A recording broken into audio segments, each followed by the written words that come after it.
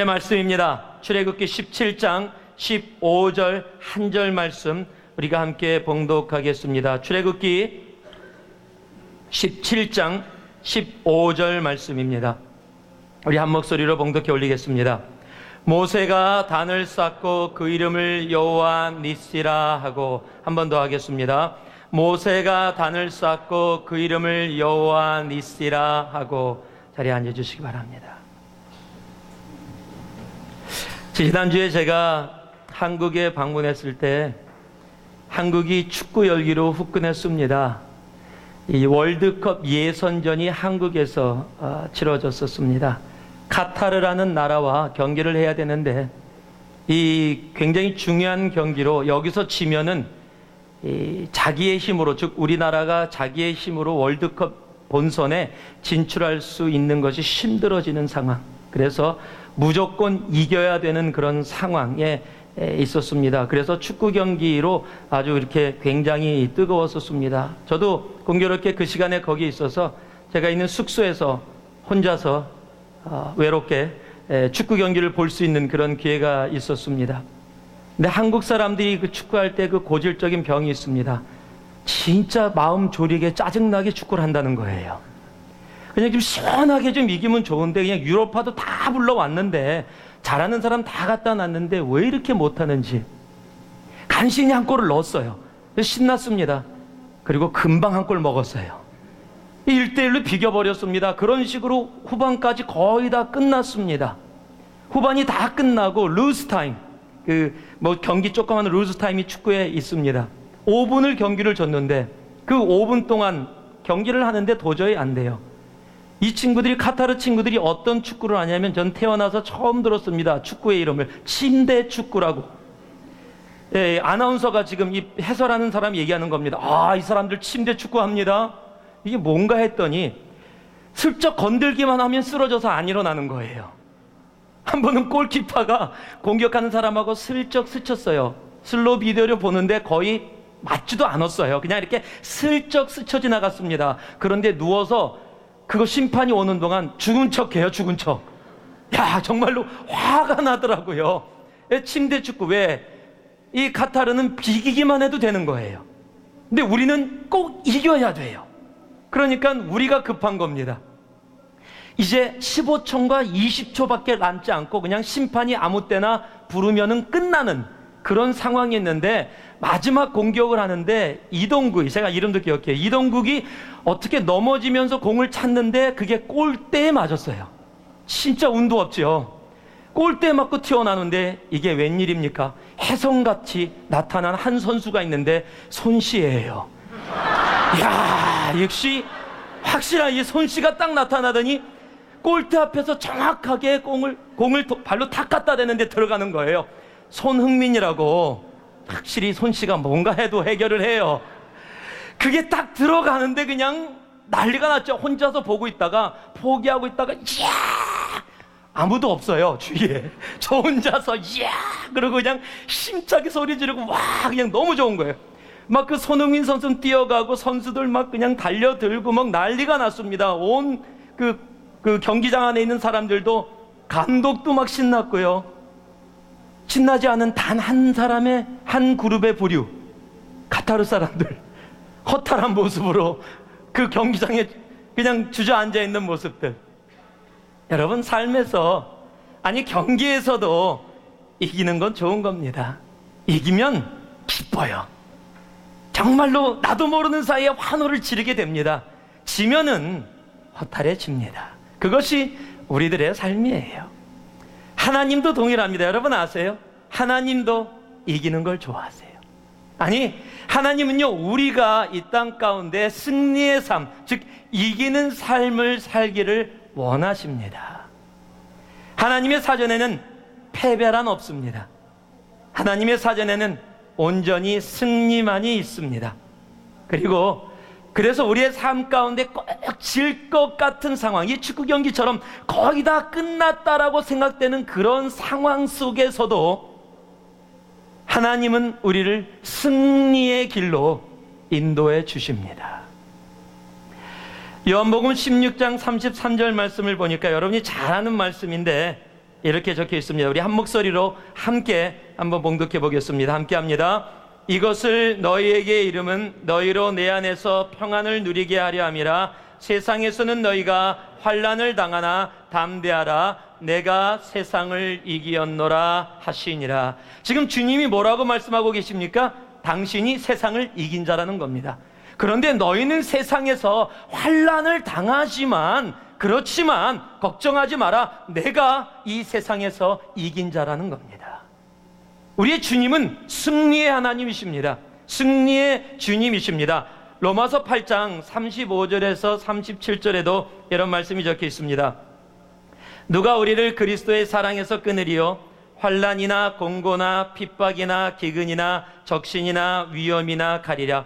기록된 바 우리가 종일 주를 위하여 죽임을 당케 되며 도살할 양같이 여김을 받았나이다 함과 같으니라. 즉 우리의 상황이 지금 거의 도살당하는 그런 양 같은 그러한 삶 속에 있습니다. 그런데 중요한 단어가 있어요. 그러나 이것이 역전입니다. 그러나 이 모든 일에 우리를 사랑하시는 이로 말미암아, 자 한번 따라하세요. 우리가 넉넉히 이기느니라. 우리가 넉넉히 이긴다. 질 것 같은 상황, 도살장에 팔려가는 양 같은 삶 속에 있을지라도 그것이 끝이 아니다. 왜냐하면 우리를 사랑하시는 하나님이 우리로 하여금 이 땅 가운데서 넉넉히 이기게 하시기 때문이다라는 겁니다. 하나님은 우리를 그렇게 넉넉히, 도살할 양 같은 그런 삶 속에서도 넉넉히 이기게 하시는 분이십니다. 지난주가 부활주일이었습니다. 부활주일에 주님의 정말 다시 부활하심을 우리들이 함께 정말 축하하며 기뻐하며 축제로 나눴습니다. 그런데 부활주일과 꼭 딸려오는 중요한 날이 하나 더 있습니다. 그것이 바로 이틀 전인 금요일, 성금요 예배입니다. 성금요일은 예수님이 십자가에 달려 돌아가신 날을 기억하며 기념하는 날입니다. 그리고 그 성금요일이 있는 그 한 주를 우리들은 고난주간, The Passion Week이라고 부릅니다. 예수님이 지금 로마 병정에 잡혀서 고문을 당하고 채찍질에 맞는 그 과정, 그리고 십자가의 길까지 모습을 보면 분명히 예수님은 패배하신 분이십니다. 패배라고 얘기할 수밖에 없습니다. 세상의 힘에, 그리고 사탄에 눌려서 결국 십자가의 죽음을 당하시는, 그 수치의 죽음을 당하시는 그 모습, 예수님은 지셨다라고 밖에 얘기할 수밖에 없는 상황입니다. 그럼에도 불구하고 하나님은 3일 후 그를 그 무덤에서, 그 십자가에서 다시 세우십니다. 무엇으로요? 부활이라는 엄청난 승리로. 바로 이것이 하나님이 우리들에게 허락하시는 승리의 삶입니다. 하나님은 우리가 이 땅 가운데 지는 삶을 살기를 원치 않으십니다. 하나님은 우리가 승리의 삶을 살아가기를 원하십니다. 자, 옆에 분들에게 한번 이야기하실래요? 하나님은 당신이 승리의 삶을 살기를 원하십니다. 그리고 한번 인사 나눠주세요. 하나님은 당신이 승리의 삶을 살기를 원하십니다. 우리의 하나님은 승리의 하나님이십니다. 그래서 오늘 출애굽기 17장이 두 가지의 사건을 기록하고 있습니다. 첫 번째는 목이 말라서 물을 달라고 하나님께 또 불평하는 이스라엘의 모습을 기록해 놓고, 그 불평하는 이스라엘에게 반석에서 물을 내어서 그들이 목마름을 다시 해결해 주시는 그 하나님의 모습을 담고 있습니다. 그런데 8절에 가면, 7절까지 그 내용을 담고 있다가 8절에 가면 이렇게 시작합니다. 때에 라고 시작을 해요. 즉 뭐냐면 이스라엘 백성들이 불평하고 그 불평을 들은 하나님께서 그들을 반석 가운데서 나신 물로 다시 목마르지 않게 하신 그때에, 그런 일들이 이루어지고 있을 때에 아멜렉이라는 사람들이 이스라엘을 쳐들어옵니다. 그런데 그것도 하나님이 해결해 주십니다. 승리케 하십니다. 그 승리를 맛본 모세와 이스라엘 백성들이 단을 쌓고 예배를 드리면서 그들이 여호와 니시라고 하나님을 칭합니다. 여호와 니시, 제호바 니시라는 단어는 The Lord is our banner. 하나님은, 여호와는 우리의 깃발이시다라는 뜻입니다. 그런데 이것이 어떻게 우리들에게 다가오는 말이냐면은 여호와는 나의 승리의 깃발이시다. 승리를 외치는 그런 깃발이다. 즉 여호와는 나의 승리이시다. Jehovah, the Lord is our victory라고 고백하는 말이 바로 여호와 니시라는 단어입니다. 하나님은 여호와 니시의 하나님이십니다. 하나님은 승리의 하나님이십니다. 우리의 삶 속에서 물이 없어서 고달프고 힘들고 어렵고 지친 그 상황 속에서도 승리하게 하시는 하나님이시고요, 한 번도 전쟁에 임하지 못했던, 전쟁을 해본 적이 없던 이스라엘 백성들이 전쟁에 능한 아멜렉 군대를 온전히 이기게 하시는 분이 바로 우리의 하나님이십니다. 하나님은요, 이곳에 있는 우리들 한 사람 한 사람도 우리의 삶 가운데 그렇게 승리하는 삶을 살기를 원하십니다.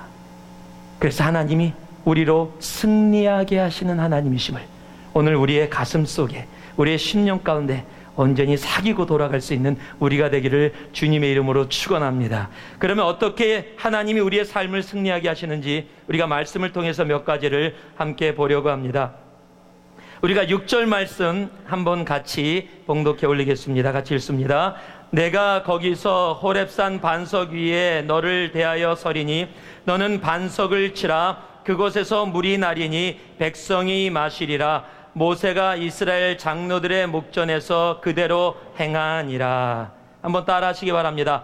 먹고 사는 문제로부터, 조금만 크게 같이 할까요? 먹고 사는 문제로부터 승리하게 하십니다. 지금 이스라엘 백성들이 17장에서 첫 번째 불평하는 것이 뭐냐면 물이 없다라는 겁니다. 또 먹고 마시는 문제입니다. 계속해서 반복해요. 그냥 이스라엘 백성들은 광야 40년 동안 그냥 계속 배고파요, 목말라요, 그냥 계속 불평을 합니다. 그런데요, 이 불평을 하는 이스라엘 백성들을 보기 전에 이 17장 1절을 보면 조금 아주 흥미로운 말씀이 적혀 있습니다. 우리 17장 1절 말씀 제가 봉독해 올리겠습니다. 이스라엘 자손의 온 회중이 여호와의 명령대로 신광야를 떠나 그 노정대로 행하여 르비딤의 장막을 쳤으나 백성이 마실 물이 없는지라. 자, 이 말씀을 보면은요, 뭐라고요? 여호와의 명령대로 이스라엘 자손이 신광야를 출발했습니다. 그리고 여호와의 명령에 순종하여 르비딤이라는 장소에 왔습니다. 여러분, 르비딤이라는 곳은 시나이 반도에서 가장 큰 오아시스가 있는 곳입니다. 그래서 이스라엘 백성들은 분명히 기대를 가지고 왔었을 겁니다. 그곳에 가면 물이 있다. 지금 목이 마르지만 조금만 참자. 그곳에 도착하면 분명히 물이 있을 것이고, 또 동시에 하나님이 우리를 지금 이렇게 인도하고 계시니까 걱정할 거 없다. 그리고 그곳에 도착했을 것입니다. 그런데 너무 재밌는 말이요, 1절 마지막이 마실 물이 없는지라. 하나님이 인도해 주셨는데 마실 물이 없다라는 겁니다. 하나님을 순종하고 여기까지 왔는데 순종의 결과가 목마름이라는 겁니다.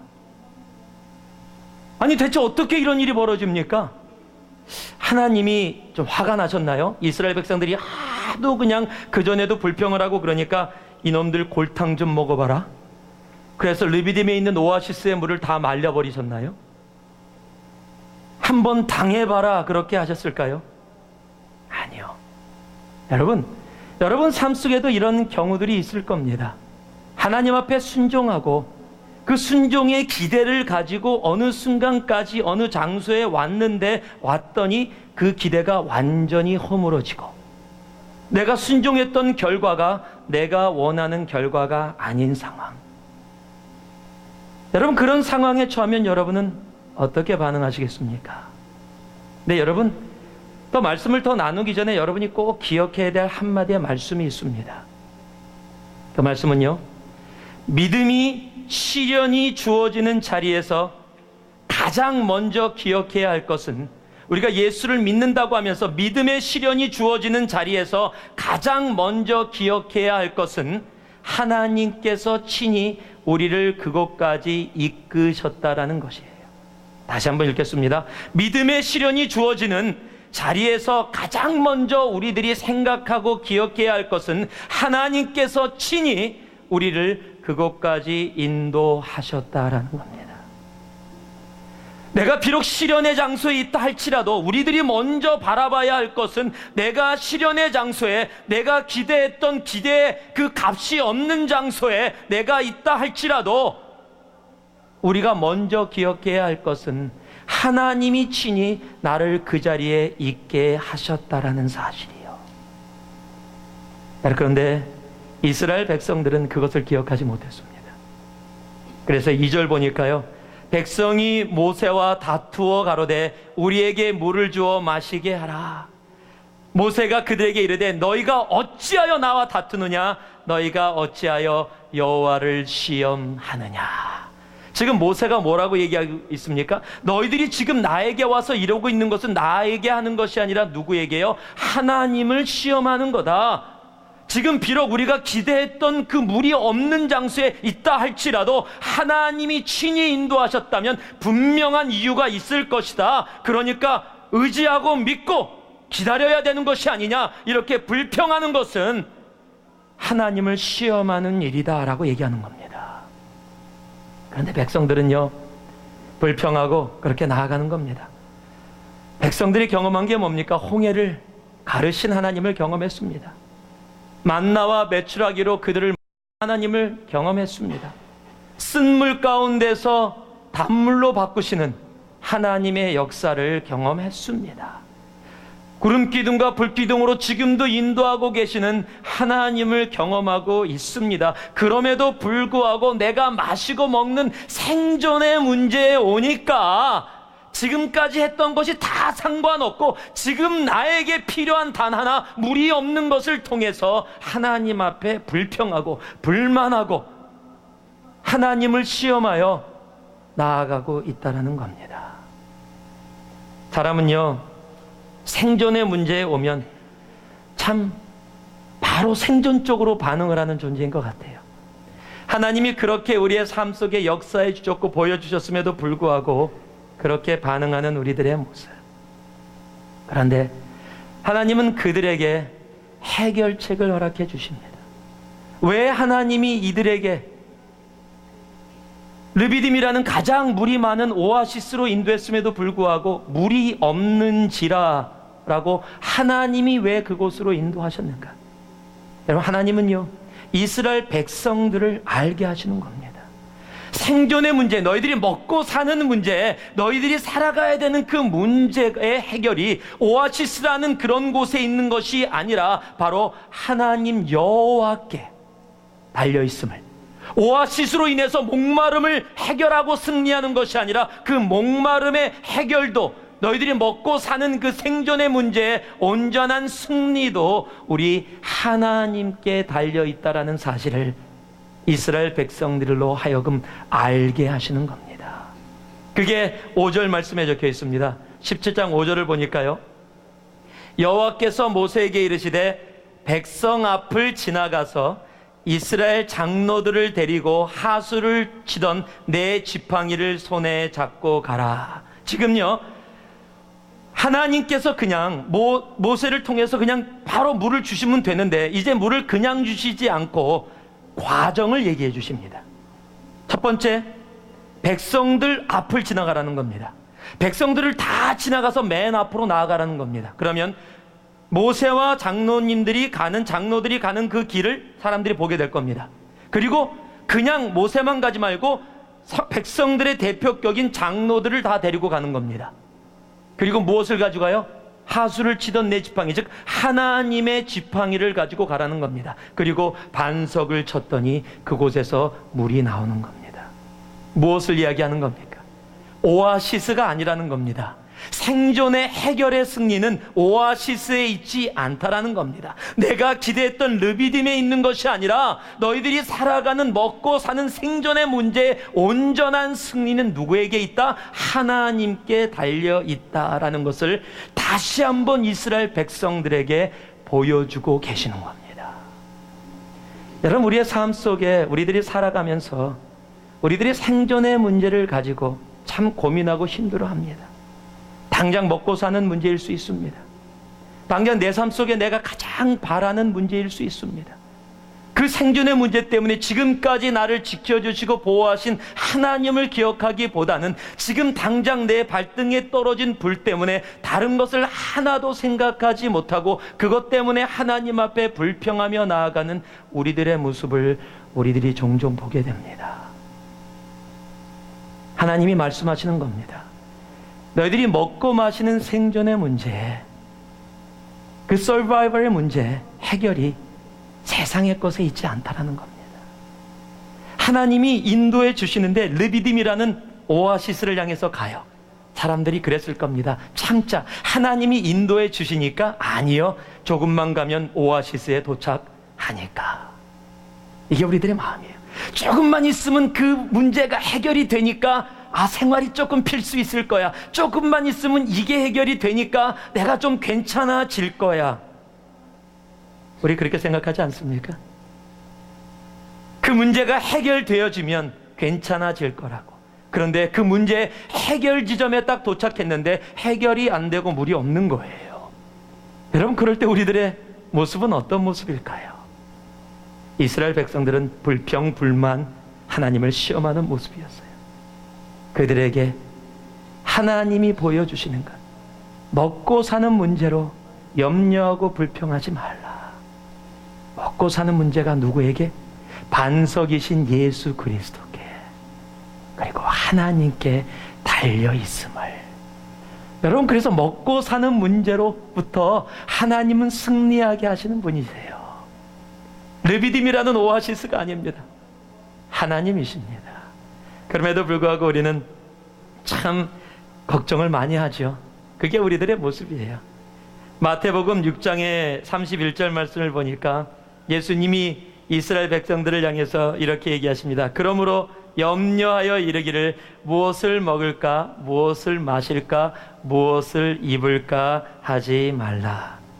여러분, 먹는 문제, 마시는 문제는 정말 우리들 삶의 중요한 문제예요. 하나님도 아십니다. 우리 또 그런 얘기도 많이 하죠. 다 먹고 살자고 하는 일인데. 여러분, 그런 얘기 많이 해보지 않으셨어요? 다 먹고 살자고 하는 일인데. 그렇습니까? 다 먹고 살자고 하는 일입니까? 여러분, 젊으셨을 때 또는 예전에 그런 얘기 많이 들으셨죠? 살기 위해 먹느냐, 먹기 위해 사느냐. 여러분은 어떤 분이세요? 좀 마르신 분들은 나는 그냥 살기 위해서 억지로 먹습니다. 조금 튼튼하신 분들은 무슨 얘기를 하는 거예요 지금? 당연하죠, 그거야 지금. 먹는 그 기쁨이 어떤데. 다 먹고 살자고 하는 일들. 그냥 아이도요, 태어난 베이비도 아무것도 안 시켜도 일단 잡으면 입으로 가지고 가요. 그게 본능이에요. 그게 본능입니다. 어저께 이 영상을 하나 봤습니다. 사진이 하나 떠서 사진을 하나 봤는데 강아지의 모습입니다. 불독 같은 큰 개입니다. 개의 모습. 개의 모습이 딱 하나는 굉장히 심각한 얼굴, 하나는 막 웃는 얼굴이에요. 개가 정말 웃는 얼굴이에요. 여러분한테 보여줬으면 진짜 이해가 더 쉬웠을 텐데 그 차이를 갖다가 그 다음에 딱 보여줬는데 먹을 것을 안 줬을 때와 먹을 것을 주었을 때 딱 차이가, 개가 심각한 얼굴과 웃는 얼굴로 변해 있는. 뭐 짐승들도 다 먹고 살자고 존재할지 모르겠습니다. 그런데 하나님은 우리를 향해서 염려하지, 먹고 사는 문제를 제발 염려하지 말라라고 얘기하세요. 동일한 마태복음 6장 34절에 염려하지 말라라는 말이 적혀 있는데 이것이 헬라어 이 부정 과거형이에요. 이 부정 과거형은 어떤 뜻을 담고 있냐면 아주 강한 명령형입니다. 그러니까 염려하지 마라, 이렇게 청유형이 아니라 절대 아주 조금도 염려하지 마라 라는 강한 명령형이에요. 지금 예수님이 이스라엘 백성들을 향해서 그렇게 말씀하고 계시는 거예요. 아주 조금도 염려하지 마라. 왜냐하면 너희들이 염려를 시작하는 그 순간부터, 먹고 사는 문제로부터 고민하고 염려하는 그 순간부터 그 염려가 너의 것이 아니라 나의 것이 되고 너의 아버지를 향해서 아버지의 능력을 무시하고 모독하는 행위가 되기 때문이에요. 아버지가 정말 이걸 해줄 수 있을까? 요즘 제가 저희 딸 산수 문제 때문에 고민이 많습니다. 7학년이 되고 나니까 얘가 왜 이렇게 문제들이 어려워지는지. 그래도 아직은요, 저 딸이 산수 문제가 있으면 저만 기다려요. 제가 한국을 나갈 때도 이 하늘이가 그러더라고요. 아빠, 한국 가면 어떻게 해요? 아빠 다녀와야지. 아빠를 그렇게 사랑하는구나. 그게 아니라 산수 문제 누가 풀어줘요? 그게 걱정인 거예요, 얘가. 그런데 얘가 저한테 와서 만약에 아빠, 이 산수 문제 아빠 너무 힘들지? 아빠 못 풀지? 그럼 기분 되게 나쁠 거예요. 무슨 소리야, 풀 수 있어. 다른 사람의 도움을 받아서라도 풀어줄 겁니다. 만약에 우리 하늘이가 나한테서 아빠, 오늘 저녁은 먹을 수 있는 거야? 만약에 그러면요, 제가 어떻게 느끼겠어요? 여러분, 지금 우리가 염려하는 게 그런 거예요. 하나님, 내가 내일은 살아갈 수 있을까요? 하나님이 이거 풀어줄 수 있으세요? 안 되죠? 여러분, 내가 염려를 시작한다는 것은 하나님이 힘들 거다라는 거 아닙니까? 내가 염려를 시작한다는 건 하나님이 할 수 없을지 모른다라고 생각하는 거 아닙니까? 지금 예수께서 그래서 말씀하시는 겁니다. 염려하지 마라 라고 강한 명령을 내리시는 이유는, 왜냐하면 그것을 다 할 수 있는 분이 우리로 하여금 먹고 사는 생존의 문제를 해결하고 승리로 인도하시는 분이 바로 우리의 하나님이시다라고 얘기하시는 겁니다. 여러분, 염려하지 마세요. 정말로 주님 앞에 믿음으로 나아가시기 바랍니다. 염려하는 사람을 성경이 이방인이라고 부르고 있습니다. 6장 32절 말씀을 보면은요, 너희는 이방인들이 구하는 것이다. 그렇게 생활하는 것은 이방인이다 라고 얘기하는 겁니다. 이방인이라는 말은요, 하나님이나 하나님의 의에 대하여 무관심하고 먹고 마시는 것만 추구하는 자를 말하는 겁니다. 즉, 세상의 염려와 근심에 쫓기는 사람들을 이방인이라고 주님께서 이야기하신 겁니다. 그런데 동일한 의미를 가지고 사도 바울이 이야기한 사람들의 종류가 있습니다. 그것이 육에 속한 육신이라는 단어를 썼을 때 그것이 이방인과 동일한 의미를 담고 있습니다. 이 사도 바울의 서신에 그런 내용이 많이 적혀 있는데 제가 한 구절을 여러분께 말씀드리겠습니다. 로마서 8장 5절에서 8절에 적혀 있는 말씀입니다. 육신을 쫓는 자는 육신의 일을, 영을 쫓는 자는 영의 일을 생각하나니 육신의 생각은 사망이요 영의 생각은 생명과 평안이니라. 육신의 생각은 하나님과 원수되나니 이는 하나님의 법에 굴복지 아니할 뿐 아니라 할 수도 없음이라. 육신에 있는 자들은 하나님을 기쁘시게 할 수 없느니라. 즉, 이방인과 같이 세상의 것을 쫓고 세상 것으로 반응하고 세상 것 때문에 염려하고 그것 때문에 근심하는 사람들은 결코 하나님을 기쁘시게 하는 삶에 들어갈 수 없다라는 겁니다. 여러분, 세상의 것 때문에 근심하고 걱정하지 마세요. 먹고 사는 문제로부터 승리하게 하시는 이가 바로 우리의 하나님이십니다. 우리의 반석 되신 바로 예수 그리스도십니다. 한 청년이 있었습니다. 직장도 없고요, 가난해서 장가도 못 간 한 청년이 오랫동안 기도를 했는데 기도하는 중에 천사가 나타났습니다. 너무 기뻤습니다. 천사가 묻습니다. 내 소원이 무엇이냐? 이 청년이 너무 기뻐서 소원을 다 얘기합니다. 천사님, 먼저 살 수 있는 전원주택 하나 주십시오. 그리고 100만 불이 들어있는 통장 하나 주시고 예쁜 여자에게 장가 가게 해주세요. 그리고 이것도 저것도 해주세요. 그리고 막 끝없이 얘기했습니다. 남자가 많은 욕심으로 소원을 다 천사한테 얘기했습니다. 천사가 그것을 다 들으면서 메모를 다 합니다. 너무 기뻤습니다. 이제 이루어질 것만 기다리고 있는데 천사가 이렇게 얘기합니다. 메모를 딱 끝낸 천사가, 저 청년, 지금까지 설문에 응해 주셔서 감사합니다. 여러분, 우리들의 욕심은요, 하나님께 하려는 모든 것들은 서베이하는 것과 똑같은 거예요. 하나님이 원하시는 것은 내가 무엇을 원하느냐, 내가 생존의 문제 속에 그것보다 내가 먼저 무엇을 원하느냐. 여러분이 너무도 잘 아는 마태복음 6장 33절 말씀은 너희는 먼저 그의 나라와 그의 의를.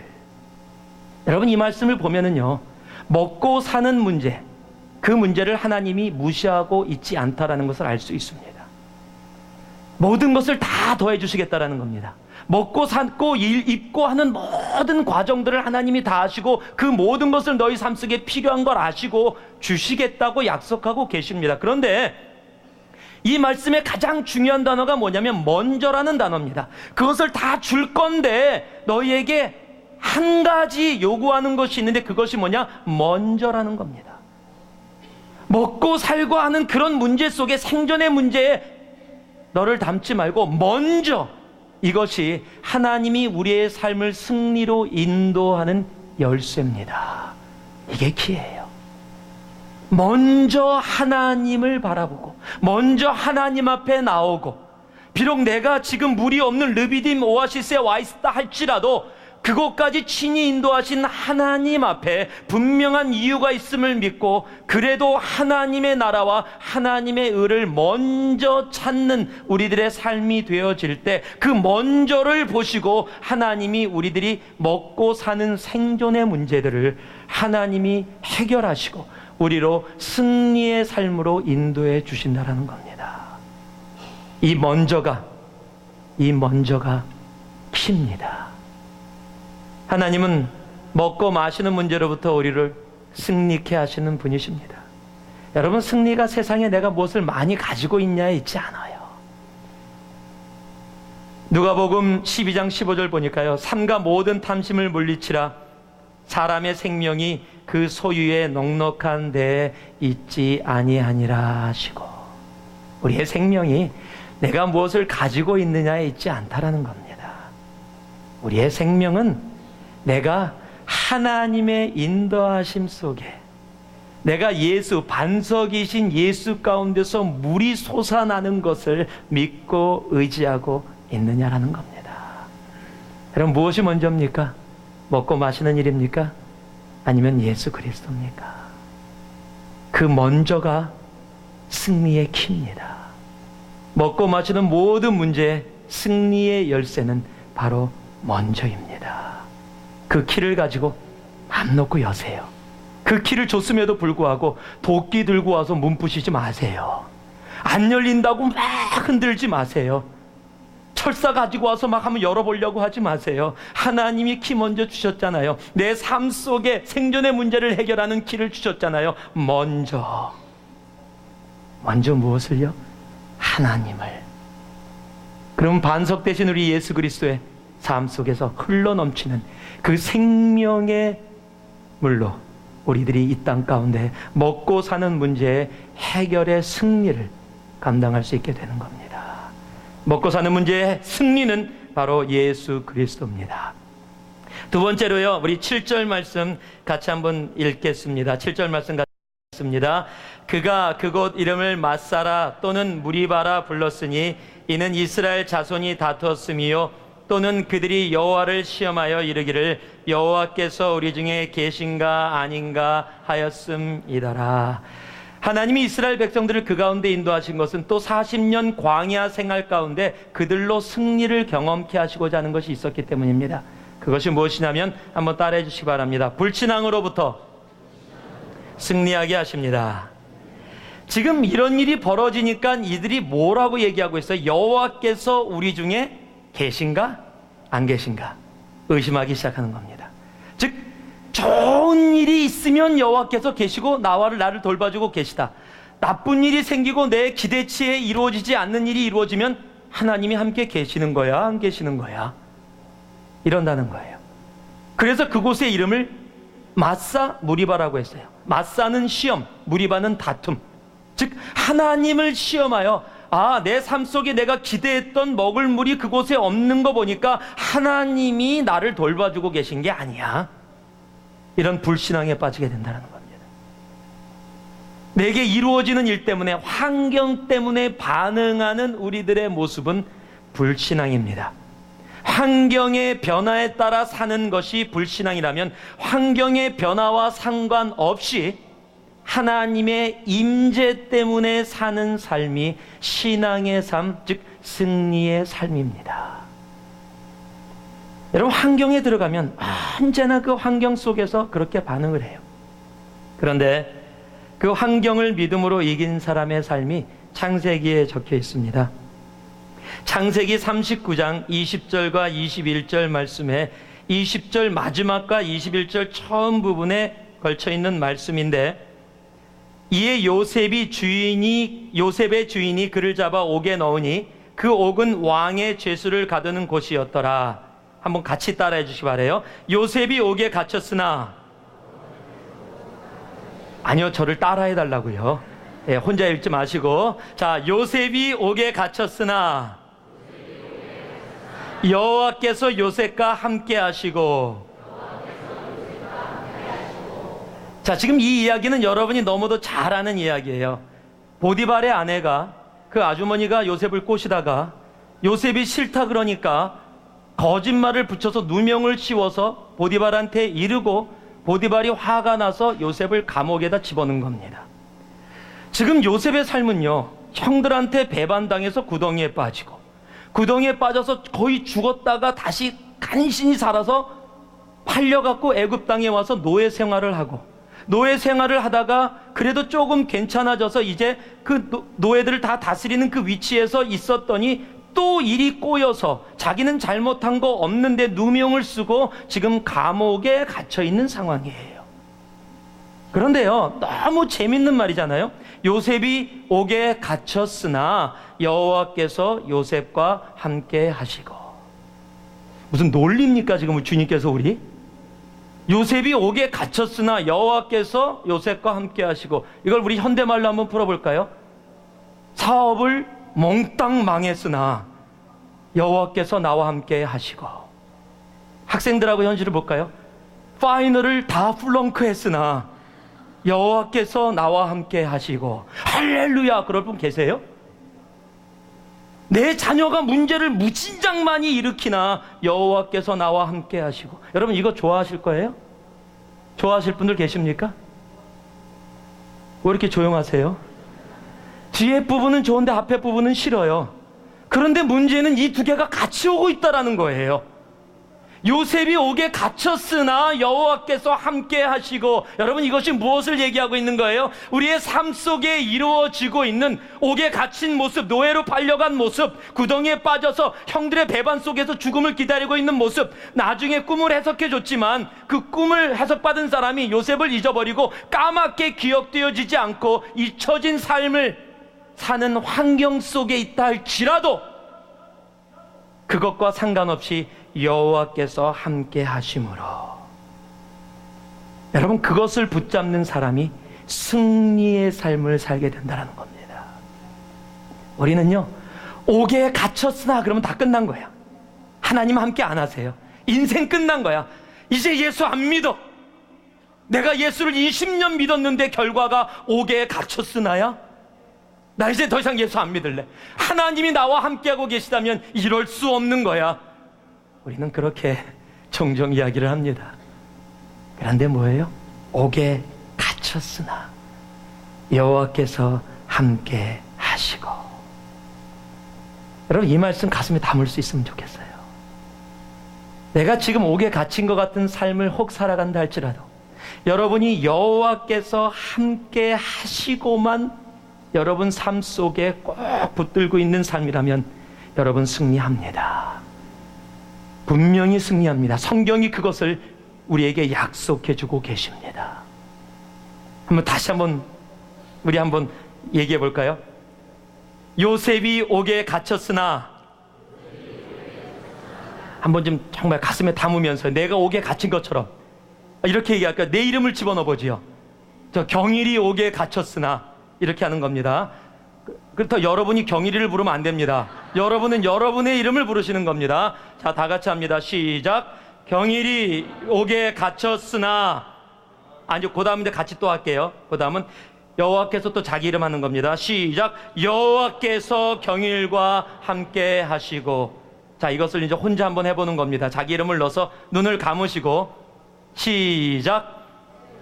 경일이 옥에 갇혔으나 여호와께서 경일과 함께 하시고. 여러분, 여러분이 비록 옥에 갇힌 것 같은 그 삶 속에서도 여호와께서 함께 하심으로 여러분, 그것을 온전히 붙잡고 있으면 승리자입니다. 불신앙에 빠지지 마세요. 믿음을 잃지 마세요. 요한일서 5장 4절과 5절에서 그 말씀을 해주십니다. 대저 하나님께로 난 자마다 세상을 이기느니라. 세상을 이긴 이김은 이것이니 우리의 믿음이니라. 예수께서 하나님의 아들이심을 믿는 자가 아니면 세상을 이기는 자가 누구뇨? 바로 우리가 승리자입니다.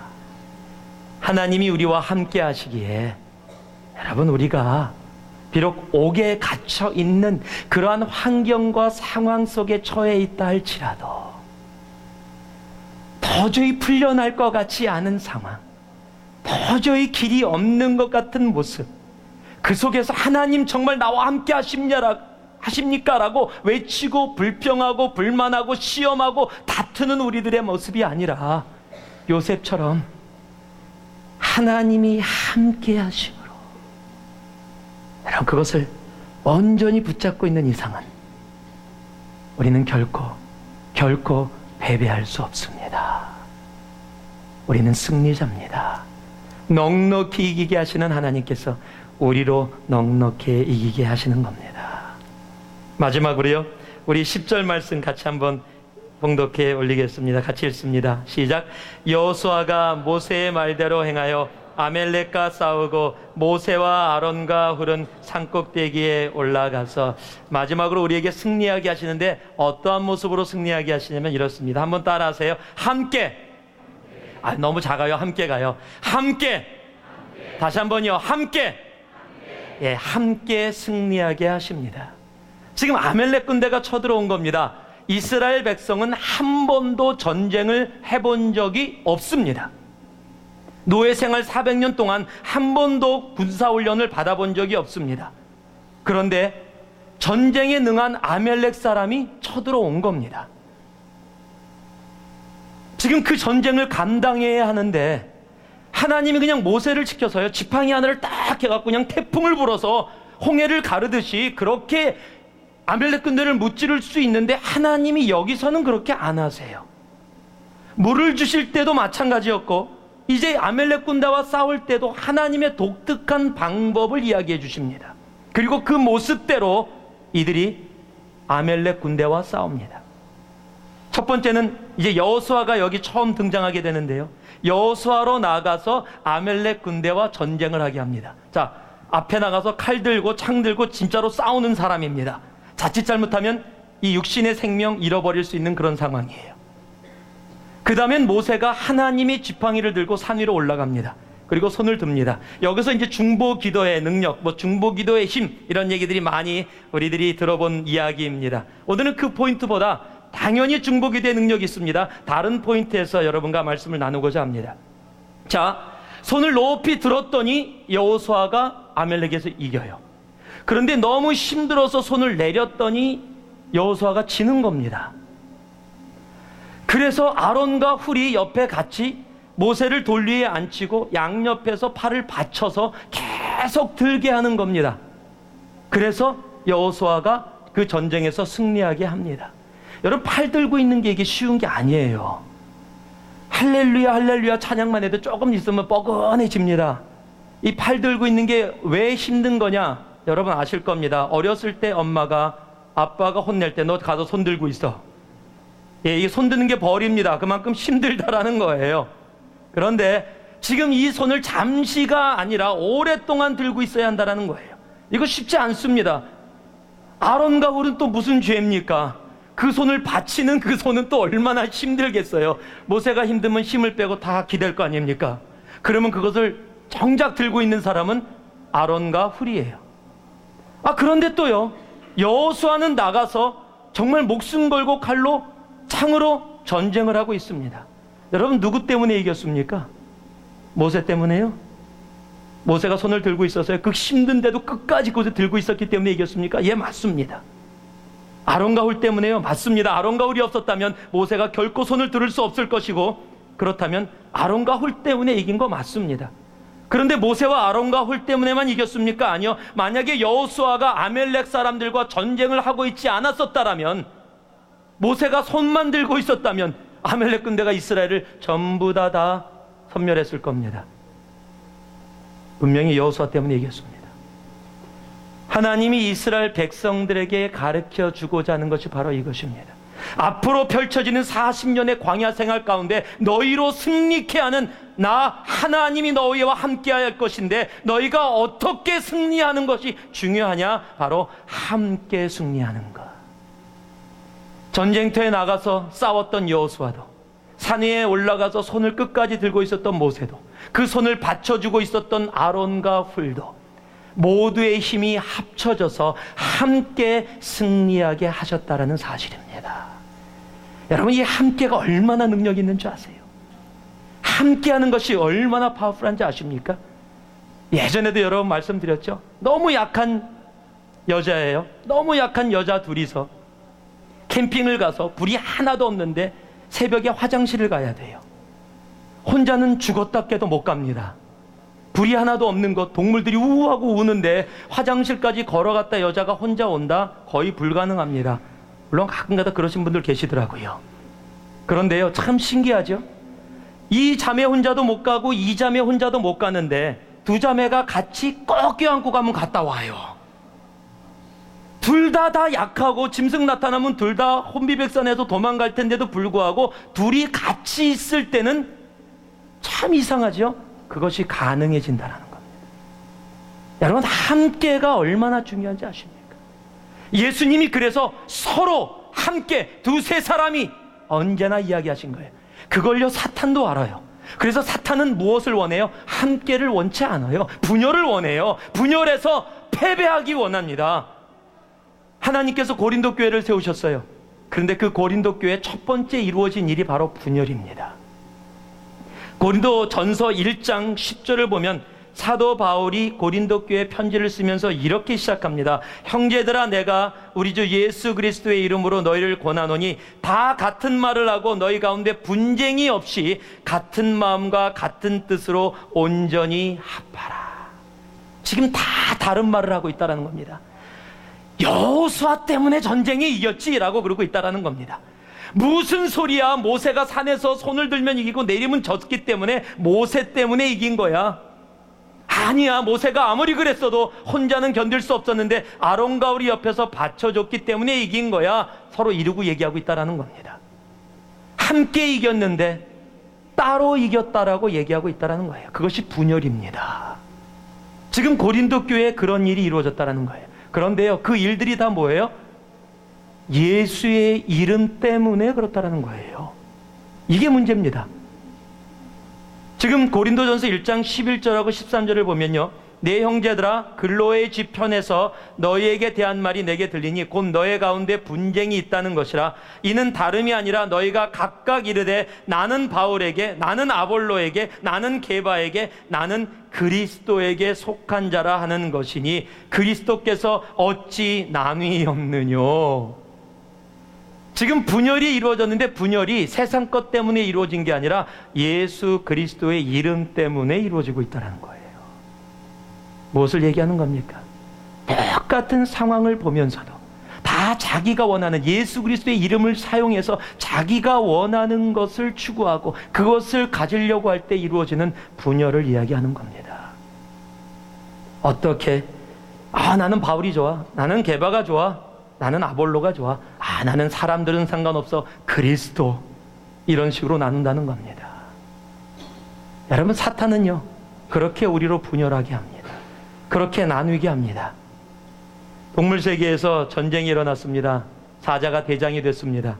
동물들이 모여 서로 쳐다보며 동물들이 모이는데 한심하다는 듯이 이렇게 얘기합니다. 당나귀는 멍텅구리라서 전쟁에 방해가 돼. 토끼는 겁쟁이라서 어떻게 싸움을 할 수 있겠어?